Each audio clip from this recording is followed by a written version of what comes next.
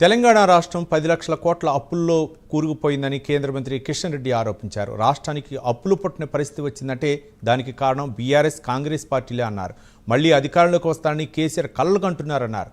రాష్ట్రం క్లిష్ట పరిస్థితిలో ఉందని కిషన్ రెడ్డి చెప్పుకొచ్చారు. రాహుల్ మన జవాన్లు విమర్శించడం దారుణమన్నారు. పాకిస్తాన్ ఒక బాంబు వేస్తే తాము 100 బాంబులతో దాడి చేస్తామని కేంద్ర మంత్రి కిషన్ రెడ్డి అన్నారు. రాష్ట్రం చూస్తే అప్పు పుట్టే పరిస్థితి లేదని, ఎవడు నమ్మే పరిస్థితి లేదన్న పరిస్థితి ఈరోజు ముఖ్యమంత్రి స్వయంగా చెప్పుకుంటున్నటువంటి పరిస్థితి. ఎందుకు వచ్చింది ఈ పరిస్థితి అడుగుతా ఉన్నాను. ఈ రెండు పార్టీల ఒక పొరపాటు కారణంగా కాదా అని అడుగుతా ఉన్నాను.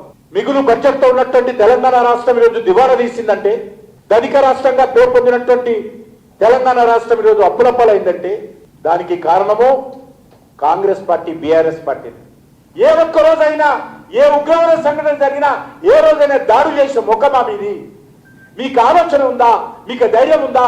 కాబట్టి ఈరోజు రాహుల్ గాంధీ కుక్కతో ఒక వంకర అన్నట్టు రాహుల్ గాంధీ మారడిగా రాజకీయాలు మాట్లాడు, మోడీ గారిని విమర్శించు, మేము ధైర్యంగా ఎదుర్కొంటాము, జవాబు చెప్తాము.